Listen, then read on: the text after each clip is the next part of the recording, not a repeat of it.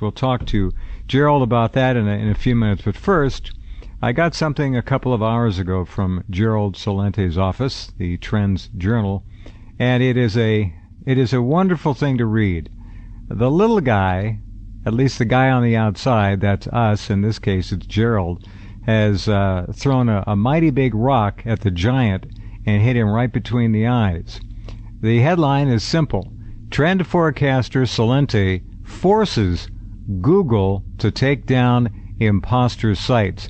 And for all of you who have been online and found that your name has been abused, misused, otherwise discredited, and fakes and frauds and phonies have been at work using your goodwill, your reputation, and in Gerald's case, decades of backbreaking work, to have something like this to be able to read is really a treat. Welcome back, Gerald. Tell us more.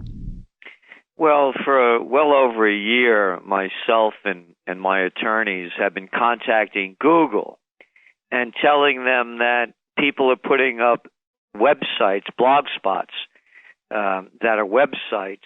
And when you put in my name, Gerald Celente blog, for example, you would get Gerald Celente's trend blog. Mm-hmm. And you would think that that's me. They just heard me on your show and they want to hear more about me. I talk about trends. You know, some of my trademarks are Trend Alert, Trends in the News, the world leader in trend forecasting, TrendsJournal. So I'm associated with trends. You see Gerald Celente Trend Blogspot. It's me. And then you click on, and it says Trends and Forecasts. And there it has my name on there with a statement by me. And a video. And it looks like me. Yeah. But it's also loaded with advertisements. Mm-hmm. 22 million people at one site. 22 million page views. It's not my site. 22 million? Yes. Oh, geez. And we've been contacting Google over and over again. I'm going to read you the letter that we routinely received from Google from the numerous responses we sent to them. Hello. Thanks for your reply. Blogger is a provider of content creation tools. You see, Google, by the way, owns Blogger, Blogspot. Mm-hmm. Not a mediator of that content. We allow our users to create blogs, but we don't make any claims about the URLs or content of these pages. In cases involving trademark, if a contact email address is listed on the blog, we recommend you work directly with the author to have the information in question removed or changed. Yeah. Sincerely, the Blogger team. Well, I hope you sent it back without Vaseline.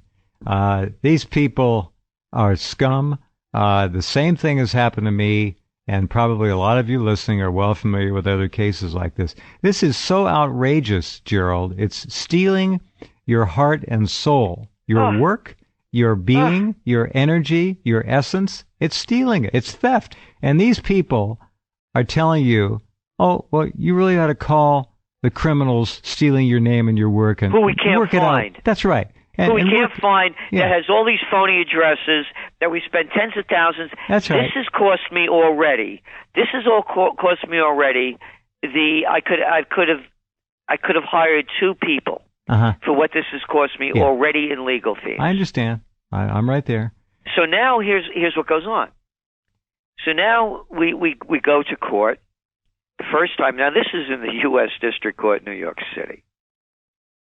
And it turns out, I'm not positive, but it appears that the judge who heard the case, New York federal judge Catherine B. Forrest, someone emailed me. I haven't checked it out yet. She is the judge that ruled against the Obama administration regarding the National Defense Authorization Act that Chris Hedges, the journalist, brought up against Obama. So, and I didn't know this until today. And I'm sitting there. There was a trial before us, and so I'm listening to her. I said, "Well, this is really a fair person." You know, so I was watching her, and things were going on, and she was very nice without being demeaning to people that overstepped their bounds. So anyway, I go on the stand, and they asking me, what exhibit is this, and what does this say? Now, this took you how long to get to court? Oh, so we go to court in November. Yeah. Google doesn't show up. Of course. Google doesn't show up. Yeah. They're trying to break you financially. financially. So now I have to remember, now I have to come down from Kingston, New York. Uh-huh. I lose a whole day. I have to pay for the attorney, and these are top New York City attorneys, and they don't show up. Yeah, they're trying to break you. That's the game. Exactly. So anyway, now we have our day in court on Monday, and I'm on the stand, and my attorney's asking me questions, and then all the exhibit. What does this exhibit say? Blah blah. And we're showing that people become confused, and they think it's my website. It's very simple. Why shouldn't they? So, and then I'm going, and now we're reading, she has me read replies that are posted on this bogus website. And one of them goes along the lines of, dear Mr. Celente, I used to be a fan of yours and I respected your integrity until I see the garbage that's posted on this website. Mm-hmm. And I'm reading this, Jeff, and all of a sudden I become very emotional. I can hardly finish the sentence. Mm-hmm. This thing has been ripping at me now for 2 years. Of course. Millions of people have been going to this website, thinking it's mine, and there's all kinds of crazy stuff on there. Right. There's stuff on there that the Prime Minister of Israel, Netanyahu, is making a deal with the Pope and the Vatican to start a Christian Jewish war against the Muslims, and with some fanatic ranting and raving. Mm-hmm. People think this is me, right. That I'm posting this stuff on the site. Of course.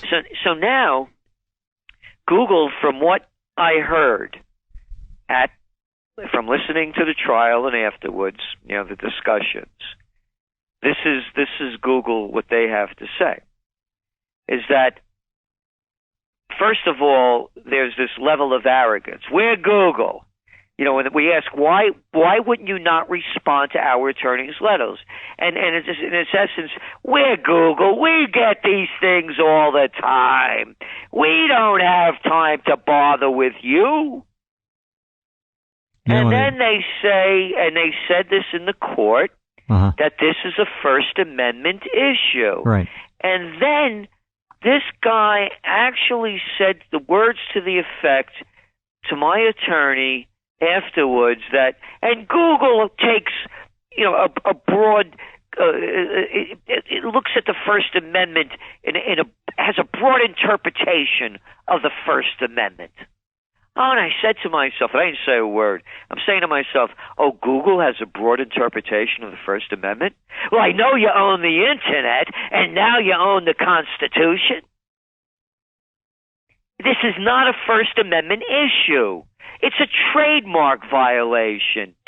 Gerald Celente is a trademark. It would be someone walking into Macy's, seeing a big sign that says Macy's. You go in there and you're buying stuff, and it's not Macy's stuff. It's stolen goods. Right. So now you go to the person who rented the store to Macy's, Google, and you say, listen, you got somebody in there selling stolen goods. Hey, listen, don't bother me. Take your problem to the blogger. Go to court. I'm too busy. Google is, in many ways, becoming, I'm going to spell as lowercase, God. The power, the influence, the arrogance, not a good God either. The derogatory views Google spews on people all the time with this First Amendment. It's a First Amendment issue. Work it out yourselves. We don't have time. This is beyond belief. This is a bad God. But it is everywhere. And when they own the game, as you pointed out, they own the Internet. And folks, if you think they own it now, come back in 4 or 5 more years and see how much they own. They literally own and control all of the information in the known universe. Google is not a noun anymore. Google is a verb. Google it. Google owns the damn universe, Gerald. with their information. Other search engines, of course, you can use. Google is it, though. This has all happened, in my humble estimation, with the utmost in planning, the most sophisticated of implementation, and the brainwashing of the public. These people are smart, and they are evil, and I want to hear more, so please carry on. Well, now we're at the point where the judge saw right through this. And, she ordered Google to take down the sites. And, of course, Google is claiming that, they have it's out of our hands. Party this. It's out of our hands. Again, this is not a First Amendment issue. Of course not. It's theft. It's criminal theft. It's a trademark violation. It's theft, whatever. It's theft. Yeah. Well, again, it's like using somebody else's name to sell a product. It's criminal crime. Yeah, and so the judge made it perfectly clear that I have a very strong trademark, Gerald Celente. For all the reasons that sure. make it that I'm at this a lot of years. People know who I am. There aren't any other Gerald Celentes out there. So the judge made it very clear that Gerald Celente is a strong and valid trademark, and she ordered that Google immediately disable blogs operated by the imposters. So that's where we're at this stage. And now Google is saying, "Cause you're not going to sue us. Don't we are? Yeah. Don't bother us." Again, they keep going on this lunacy that this is a first, and anybody could go to the courts and they could read the minutes. If the case number is 1:12-CV-08083 in the U.S. District Court for the Southern District of New York, and it's right there, and you could read all the information. And they're claiming that this is a First Amendment issue. It's not a First Amendment issue. It's somebody stealing my name and profiting from it. It's a trademark violation. And the issue is that when you go to Google's Blogger and you register a complaint under the imposter complaint, they do not enforce the policy. They say they have an imposter policy, but it's an imposter that they even have a policy. It's no policy. Because when you complain about the policy, they tell you to go screw off. Sure. Well, they're God. Don't mess with them. So that's where it stands right now. Too big to fail, too big to be held accountable. Good for you. It's a takeover. The country's been taken over in every way. You and I are old enough, and a lot of people listening, for example. Hey, remember that quaint thing when there used to be a pharmacy in your neighborhood that was owned by the local pharmacy? Yeah, ours was called Pink's Drugs. I remember. Yeah, we had Robbins. And now, of course, it's CVS, Rite Aid, and Walgreens. They own the whole business, and they also own interlocking businesses that drive people, as CVS does, to where you're forced to go buy the drugs from them. It's a matrix. They got it. Yeah, and then there used to be farms. There used to be farms in this country, little real farms, folks. Yeah, real people. And now, of course, we have agribusiness. They're outlets for Monsanto and all the rest of them, and all their chemicals is all they are, and their GMO crap. Right. And then we used to have things. They used to have I remember when you used to drive. I went to school in West Virginia, going from New York to West Virginia, and as you're driving with the AM stations, you'd hear all the local radio stations. But now we have a clear channel. We could only hear one voice around the whole country. How nice it is. And then there used to be a thing called neighborhoods with retail stores, but now we have Walmart. We got big trouble with that. Yeah, we had Walmart, and now we have the Super Walmart, and they're actually going back and retrofitting a lot of the regular Walmarts and making them supers, but there'll be Super Walmart, regular Walmart, And now to pick up any loose crumbs, i.e. Mr. and Mrs. America working Main Street small businesses, to clean up any of the riffraff, they're having Walmart Expresses pop up in between. Talk about a grid of total oppression, subjugation, and ultimately oblivion for Main Street. You don't need a fiscal cliff. You just need Walmart. And look what's happened. Look at the jobs the people have in this country. Look what's happened to it. And so, it's all part of the same program. And the program is this, and that is that the people have lost the courage to stand up and fight back. Oh, are you kidding? Not going to come out of their houses. Yeah, and, I get these emails, Mr. Celente, you should not raise your voice. Oh, right. Oh, yeah, right. Okay. Please. I'm getting attacked, and you want me to stay calm, right? Don't disturb us. The fire in the North Tower is under control. Go back to your office. The same That's thing. what they said when 9/11 happened, right? Sure, yeah. So the people, until they start seeing what's going on, it's going to be an ugly situation because this is unraveling very quickly, and it's unraveling worldwide. Yeah. I'm afraid that when those who still care to see finally do see, there's not going to be much left for them to do anyhow. You've heard the stories for years, folks, and Gerald has too. FEMA camps, concentration camps. They're going to take away millions of people and put them in camps. The hell they are. They don't have to. Americans are already in camps. It's called mortgage camp, credit card debt camp, usury camp, 29-hour work weeks under Obamacare camp. We're in camps, folks. It's Gulag America. Yeah, well put. You're right. We're already in the camps. And then this is better. The plantation economy works better than the regular plantation. All you have to do is you have an endless supply of slave labor, and you don't have to take care of them. Go home after you do your work. Get out of here.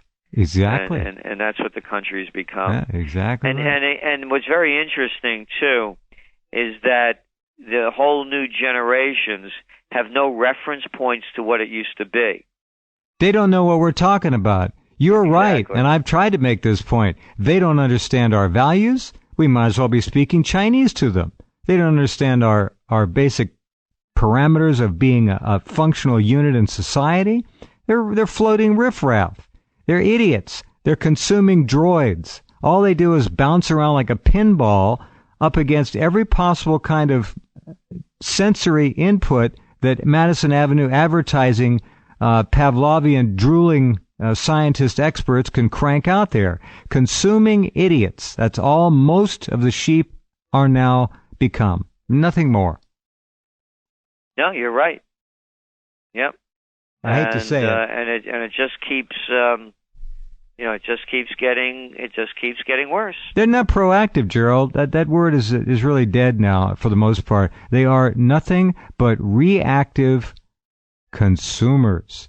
They react. And if they think at all, which is becoming less and less a national pastime, thanks to predictive texting, the instant communication. I don't know how many times a day it is people actually connect up with something or someone via the so-called smart media. Forget even social media. Just with their cell phones, their iPhones, iPads, iPod, doesn't matter. They're wired in. And you take that pace. This is an overall amphetamine, audio and video and lifestyle pace that the people, the sheep have become hooked into and addicted to. You take that electric milieu they're in away from them, and they start to go crazy. They don't know what the hell to do with themselves anymore. We're coming out, of course, with the top trends for 2013, and one of them is going to be New Millennium Education.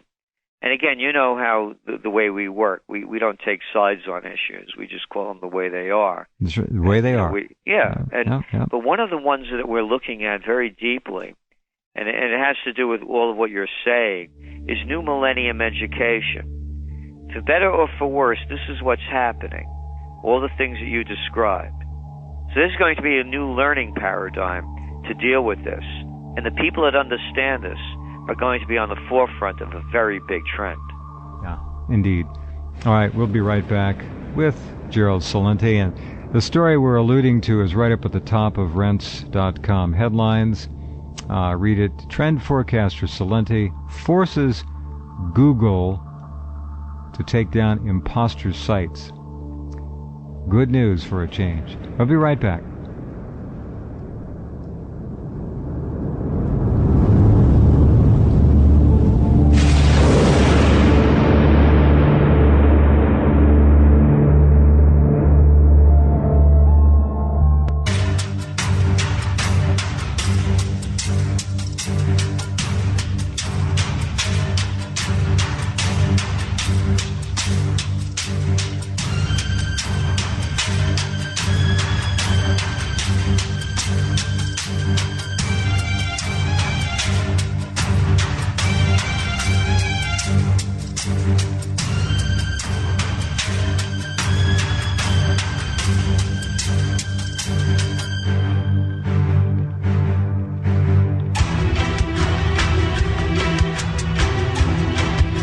Okay, I'm back with Gerald.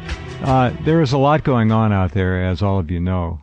Certainly Gerald is probably more aware of it than I. I don't know how he sleeps sometimes. 14 hours a day, I know he works that much and more. There is another Arab country, a sovereign nation. In fact, we are about to see the latest annihilation of a Mideast Arab nation as planned, funded, staffed, and implemented by world Zionism and its American cash cow lackey government, which have flooded country after country with mercenary killers who butcher, maim, slaughter, rape, and pillage their way to conquering an otherwise sovereign and functional national organization called a country. Syria has days or weeks left, it looks like. And I think many of you may have heard this before, but Gerald, if I may, I'd like to play a 2-minute clip. General Wesley Clark's incredible revelation about the U.S. war plan to roll over country after country in the Middle East and take them out. And he made this statement a number of years ago. General Clark commanded the Operation Allied Force in Kosovo during that term, when he was Supreme Allied Commander of Europe, and so on. Here's the deal now. I'm going to play it for you. And remember, he heard this years ago, and I think you'll be able to figure out that he heard right.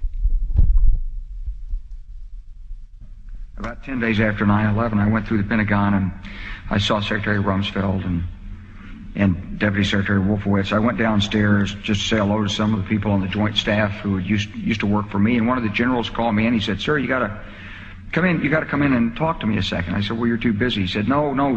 He says, "We've made the decision. We're going to war with Iraq." This was on or about the 20th of September. I said, "We're going to war with Iraq. Why?" He said, "I don't know." He said, "I guess they don't know what else to do."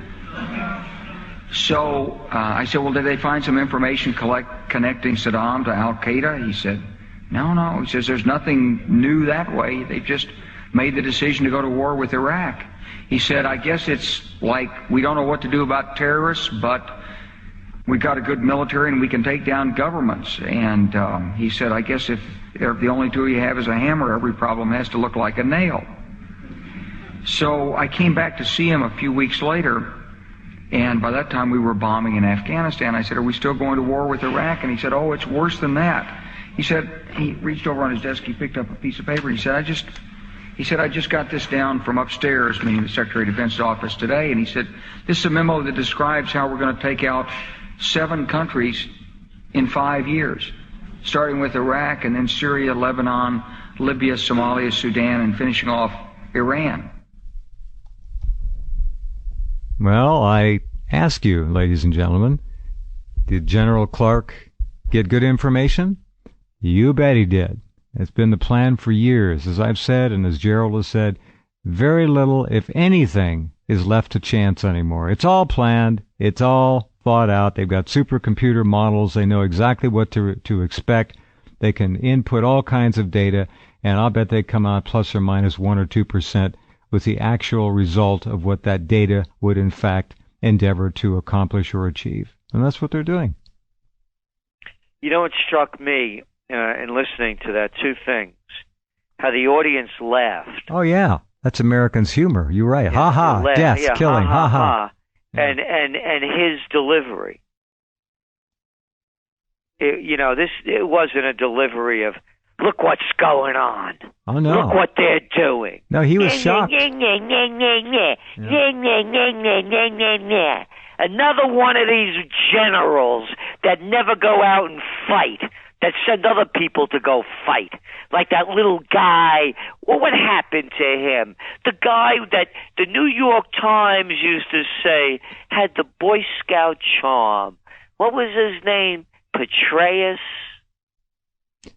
Yeah, Boy Scout with a Playboy subscription. Yeah. I mean, look at that delivery. Rather than saying, look what's going on in this country. Look what they're doing to us.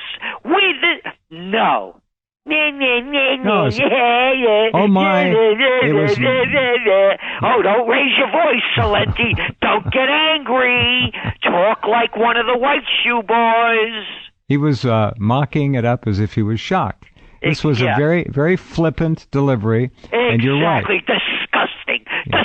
Disgusting. This guy, he should be caught. He should be brought up on war criminal charges. What did he know when?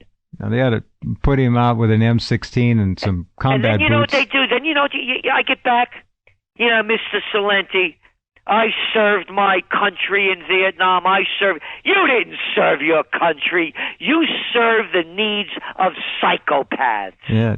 You didn't serve the country. They only killed 65,000 American boys. You did your part to destroy the country by following psychopaths. Yep. Never should have done it. Yeah, what a disgusting spectacle. See, they're all insulated. They don't have to get their feet dirty. What a disgusting way to talk about that. Yeah, that's a famous He should clip. be outraged. Yeah, well. How about all those men and women that have lost the ones that have lost their lives, lost their minds, lost their limbs, lost their futures, families destroyed. A whole country ruined. And 150,000 Americans who served are apparently slated, at least expected to, commit suicide in their lives now. That's how many destroyed minds you have. He's a disgusting excuse for a man. Well, that's our military. These guys, they're the white shoe boys, but they got military epaulets on their shoulders. Well, what's his name? Petraeus. He punched his ticket. He married the daughter of the guy that was running West Point. Oh, well, I didn't know she was the daughter. Yeah. Mm-hmm. I mean, all these guys. I mean, this little weenie. Disgusting. That other guy, Allen. Here he is, the general running the show in Afghanistan, 68,000 troops, and he's sending thousands of pages of emails. Was it 20,000? So it sent 20,000 to that so-called socialite. That's another word for socialite. Yeah. That's a good one. Yeah. Hey, I wonder how the Duchess is doing with her, the Kate. I hope she's not going back to the hospital. Oh, I'm worried. Yeah, it keeps the royalty. Me up at night. Yeah. Yeah, we don't want that morning sickness. She's having a tough time of it. Morning sickness. Yeah, call up your doctor. That's see how far you get. Back in a minute, folks, with Mr. C as we continue.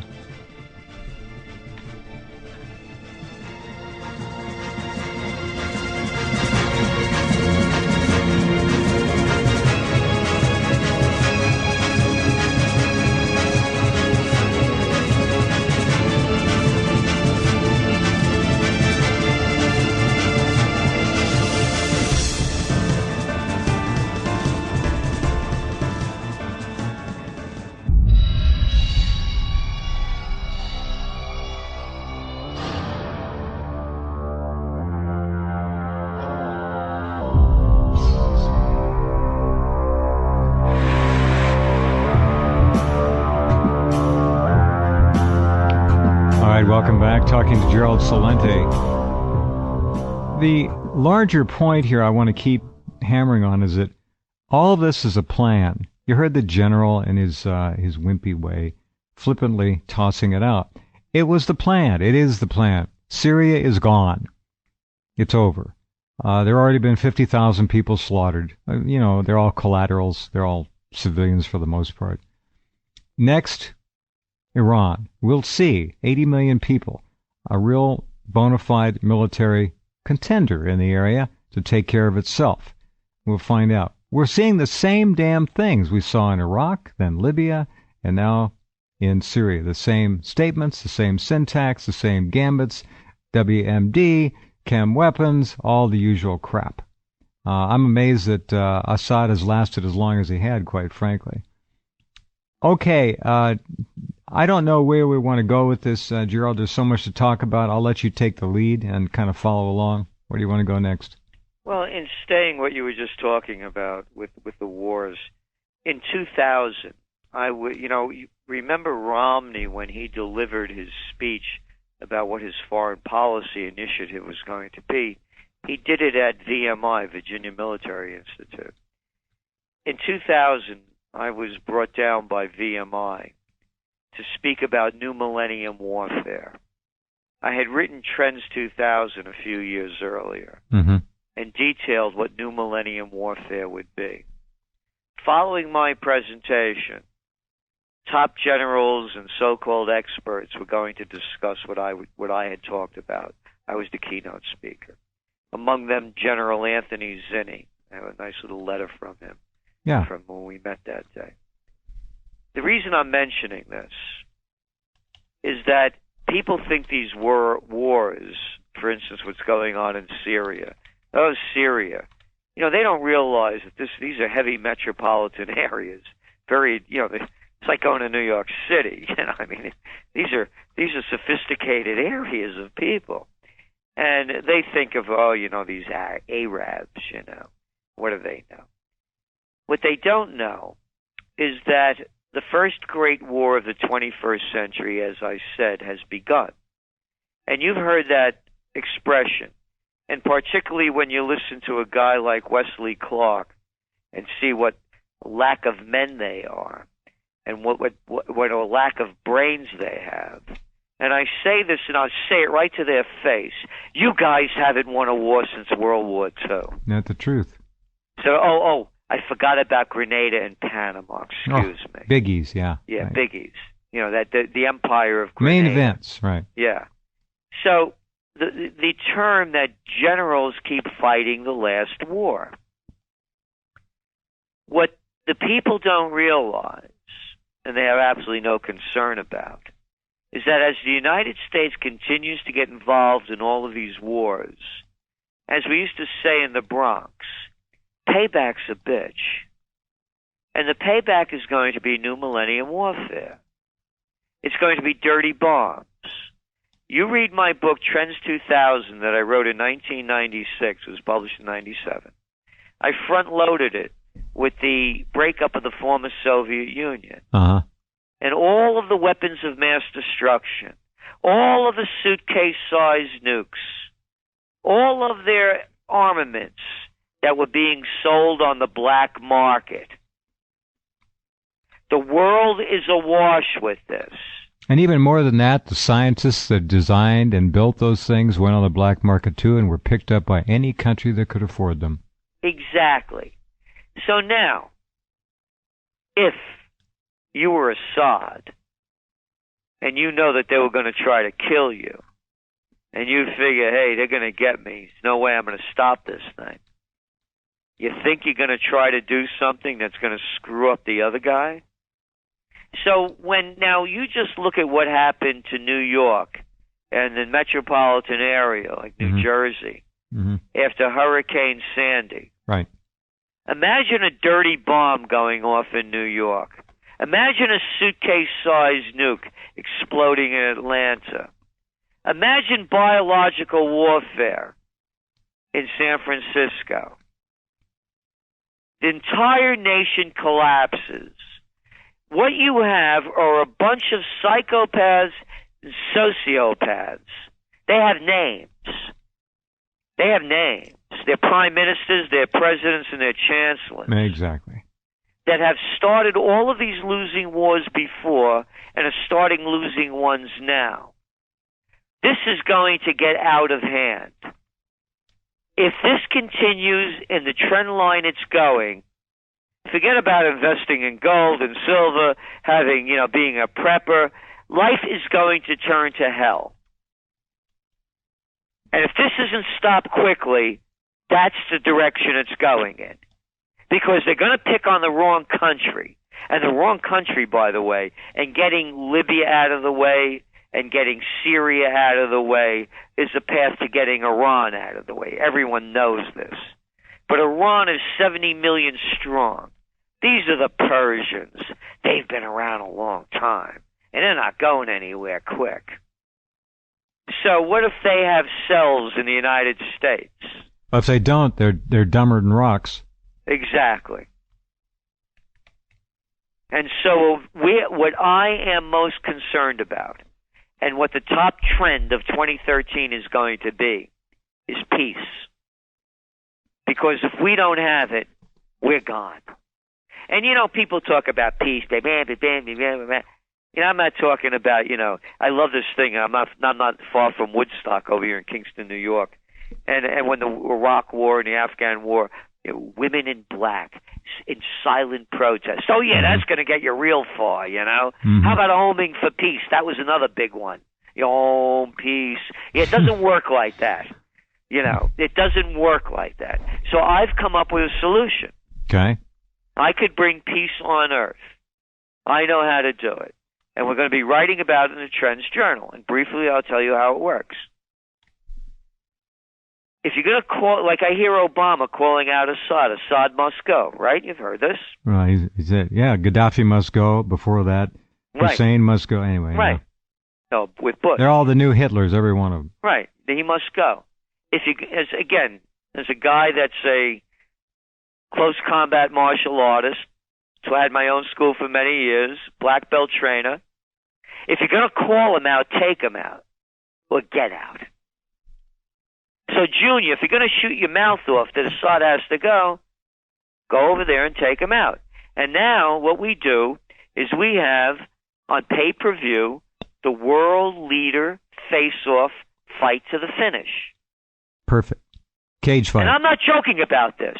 Put him in a cage. Because commanders-in-chief in the old days, they led the charge. No. They were right out there in front, not hiding behind in the presidential palace, talking tough and telling young kids to go commit the ultimate sacrifice. Ultimate sacrifice? That's not the ultimate sacrifice. That's the ultimate lunacy. If the commander-in-chief wants to go start a fight, let him go start. And if you believe in him, you go second. And you go third. Keep me out of your psycho trip. I get enough. I can handle myself. I've been in more than one altercation. I don't send anybody else to do my dirty work. Could you imagine Cameron, that little wanker over there in the UK who plays with a tennis machine? Could you imagine him in a fight? Could you imagine Obama gets rough on the basketball court? Could you imagine Cheney or Bush or Rumsfeld or Holder or any of these little men with the cojones the size of moths getting in a fight, but yet they'll send you a son, they'll send you a daughter, they'll take your money, and they'll take your life. Yep. I could bring peace on Earth and balance the budget because we put it on pay-per-view. Everybody would love to tune in to the world leader face-off death match. Imagine the revenue. Gosh, exactly. We could balance the budget and pay off the national debt. Fights they start wars all the time, so these things keep going on. Yeah. Good point. It'd be funny to see the limp-wristed commander-in-chief come out of the Lincoln bedroom to do combat with a real man. Let me interrupt you, Because then I want to get these other fat mouths out there, like Rush Limbaugh and Bill O'Reilly and little boy, altar boy Hannity and Chris Matthews and then that self-righteous Maddow. I want to see all of them that call for war to lead the charge. Anybody that wants to go to war, take yourself, take your wife, take your kids, take your money, and leave me out of your psycho trip. Oh, and one more thing. They all talk about our founding fathers. Yeah, find this. All our founding fathers said, stay out of foreign entanglements. And our founding father was Washington, a man that led the charge and was in battle, a real commander-in-chief, not commanders and chief like little boy Clintons and Bushes and Obamas. Commanders, that's all they are. You got it. What a shameful parade of frauds and wimps, corrupt little politician crooks we've had. Just hideous. It's hideous. The world it is hideous. Yeah. These little Harvard, Princeton, Yale, and Oxford boys. Little pampered little boys, born with silver spoons in their mouths and a bad attitude. Yeah, I wonder who's changing their diapers now. I think some of them still wear them. It's beyond words, Gerald. It really is. You do a wonderful job with words, as you always do. I'm running out of words to describe it. Well, look, this is the Christmas season. And, please forgive me not talking about retail sales and how they're going to pan out. But in the spirit of Jesus Christ, let's have peace on earth. Amen, brother. Merry Christmas to you, and thanks so much for everything you've done for this program and for America this year, Gerald. Be well. Thank you. Bye-bye. All right. Gerald Celente, the master of trends. All right, we'll be right back.